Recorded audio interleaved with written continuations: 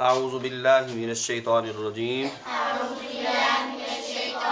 बिस्मिल्लाहिर रहमानिर रहीम। इन्नकुम बेशक तुम लतअतूना जरूर आते हो रिजाला मर्दों के पास शहवतन नफसानी ख्वाहिश के लिए मिन दूनिन निसा औरतों को छोड़कर बेशक तुम जरूर आते हो मर्दों के पास नफसानी ख्वाहिश के लिए औरतों को छोड़कर बल अंतुम बल्कि तुम कौमुम मुसरिफून हद से तजावुज करने वाले हो हद से तजावुज करने वाले हो। ये है जी सूरह आराफ की आयत नंबर 81। दुआ कीजिए अल्लाह ताला हम सब को अपने गज़ब से महफूज फरमाए, अल्लाह ताला हम सब को अपने करम, अपने रहम, अपना फजल नसीब फरमाए और कुरान मजीद फुरकान हमीद की तालीमात को सिद्क़ दिल से कबूल करने और उस पर इस्तकामत के साथ अमल की सआदत नसीब फरमाए। तो इस आयत मुबारका में भी गुज़श्ता जो हमने आयत पढ़ी है इससे माकबल आयत जिसके अंदर अल्लाह रब्बुल आलमीन ने हज़रत लूत अलैहिस्सलाम का ज़िक्र खैर करते हुए उनकी कौम की बद किरदारी का ज़िक्र किया है कि अल्लाह फरमाते हैं कि हमने लूत अलैहिस्सलाम को भेजा और फिर जब वो अपनी कौम में आए उन्होंने अपनी कौम में बेहयाई देखी और बेहयाई भी वो जिस बेहयाई को इससे कबल दुनिया में किसी भी कौम ने, किसी भी फ़र्द ने नहीं किया था। वो बेहयाई जो कौम लूत से कबल, कौम लूत से पहले इस कायनात में किसी ने नहीं की थी। तो हज़रत लूत अलैहिस्सलाम ने जब उन्हें ये देखा कि ये वो बेहया लोग हैं जो इस तरह की जो है वो हरकत करते हैं जो अल्लाह रब्बुल आलमीन ने हराम की हुई हैं, तो अल्लाह के पैगंबर ने उन्हें मना किया, उनसे कहा कि तुम ऐसी हरकतें कर रहे हो जो तुमसे पहले जहान में किसी ने नहीं की। क्यों, कौन सी हरकतें थीं? फरमा इन्नकुम लतअतून रिजाल कि तुम आते हो मर्दों के पास शहवतम मिन दूनिन निसा औरतों को छोड़कर। अल्लाह रब्बुल आलमीन ने यहाँ एक ज़ाब्ता और उसूल हमें समझा दिया और वो ज़ाब्ता और उसूल क्या है कि अल्लाह रब्बुल आलमीन ने इंसान को पैदा किया है, इंसान को पैदा किया है, उसकी तमाम जिस्मानी ज़रूरियात भी अल्लाह पूरी फरमा रहा है, उसकी तमाम रूहानी ज़रूरियात भी अल्लाह पूरी फरमा रहा है। और जिस्मानी ज़रूरियात हों उसमें भी और रूहानी ज़रूरियात हों उसमें भी अल्लाह रब्बुल आलमीन ने जो हमारे लिए एक रास्ता मुअज्जन किया है वो है सिरात मुस्तकीम। वो क्या है? सिरात मुस्तकीम। जिस्मानी ज़रूरियात भी रूहानी ज़रूरियात भी अल्लाह ने पूरी की हैं। जिस्मानी ज़रूरियात पूरी करने के लिए अल्लाह ने हमारे जिस्म की खुराक का इंतज़ाम फरमा दिया, हमारे जिस्म पर लिबास की ज़रूरत थी, लिबास का इंतज़ाम फरमाया।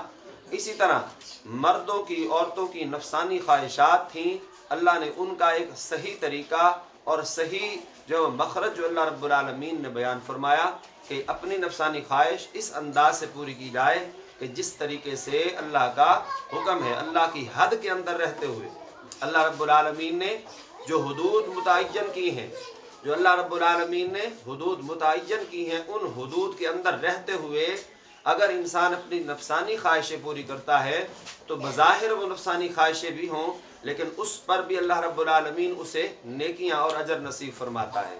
लेकिन जब बंदा अपनी नफसानी ख्वाहिशात को पूरा करने के लिए उन लिमिट्स को, उन हुदूद को जो है वो ख़त्म कर देता है, तोड़ देता है, वो हदें क्रॉस कर जाता है, तो फिर वही काम जो है वो उसके लिए वबाल बनता है, उसके लिए गुनाह कबीरा का सबब बनता है और अल्लाह और उसके रसूल की नाराज़गी का सबब बनता है। तो नफसानी ख्वाहिशात के पूरे करने का जो सही ज़राए थे वो अल्लाह रब्बुल आलमीन ने मर्द का औरत के साथ जो रिलेशन कायम किया है वो इसी ज़रूरत के तहत है कि वो अपनी नफसानी ख्वाहिशात को जायज़ और हलाल तरीके से पूरा कर सके। तो वो तरीका है अल्लाह और उसके रसूल का बयान करदा کہ مرد عورت کے لیے ہے اور عورت جو ہے وہ مرد کے لیے ہے. یہ نہیں ہے کہ مرد جو ہے وہ مرد سے اپنی خواہشیں پوری کرے، اسی طرح عورت سے اپنی نفسانی خواہش پوری کرے. تو یہ دونوں طریقے حرام ہیں. عورت سے لذت حاصل نہیں کر سکتی اور مرد جو ہے وہ مرد سے لذت حاصل نہیں کر سکتا. اللہ کے پیغمبر نے حضرت لوط علیہ السلام نے جب یہ دیکھا کہ اس کی قوم بجائے عورتوں کے پاس جانے کے مرد جو ہے وہ مردوں کے پاس جاتے تھے، عورتیں عورتوں کے پاس جاتی تھیں، تو اس وقت آپ نے ڈانٹا، ان سے سختی سے بات کی کہ یہ کام انسانوں کے نہیں ہے. جس کو اللہ نے شعور عطا کیا ہے، جس کو اللہ نے عقل عطا کی ہے، عقل رکھتا ہو، شعور رکھتا ہو، تو ایک باشعور اور عقل والا وہ بندہ اس طریقے سے کام نہیں کرتا. شعور والا بندہ شعور کے اندر رہتے ہوئے اللہ اور اس کے رسول کے بتائے ہوئے طریقے پر چلتا ہے. اور جو بے شعور ہوتا ہے، جس کے اندر پاگل پن ہوتا ہے، جو بظاہر انسان کی شکل میں حیوان ہوتا ہے، تو پھر وہ یہ نہیں دیکھتا کہ کیا ہے اور کیسا ہے، وہ صرف یہ دیکھتا ہے کہ میری نفسانی خواہشیں پوری ہوں، میری لذت پوری ہو، میری جو حرص ہے، جو ہوس ہے وہ پوری ہو، چاہے وہ کہیں سے بھی پوری ہو. تو جب اس طریقے سے انسان اپنی ہوس کو پورا کرنے کے لیے ناجائز ذرائع کا استعمال کرتا ہے، تو پھر اللہ کے پیغمبر نے فرمایا مجھے تو تم حد سے تجاوز کرنے والے لگتے ہو. تم ہو ہی حد سے تجاوز کرنے والے. یعنی جو حد سے بڑھ جائے اسے کہتے ہیں مسرفون. اسے کیا کہتے ہیں؟ مسرفون. جو اپنی حد سے نکل جائے. ایک حد اللہ نے معین کر دی ہے کہ مرد عورتوں کے ساتھ اور عورتیں مرد کے ساتھ ایک جائز طریقے سے، باشرع طریقے سے، نکاح کے ذریعے سے اپنی خواہشات کو پورا کریں. جب اس سے ہٹ کے چلیں گے تو وہ کیا ہوں گے؟ حد سے تجاوز کرنے والے. تو اللہ کے پیغمبر نے جب دیکھا کہ یہ حد سے تجاوز کرنے والے ہیں، بڑا سمجھایا، بہت سمجھایا.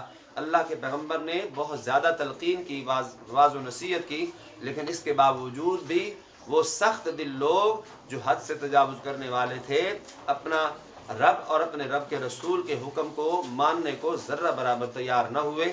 اس سے آگے کیا ہوا وہ انشاءاللہ ہم اگلی آیت میں پڑھیں گے. اللہ تعالی ہم سب کو عمل کی توفیق نصیب فرمائے.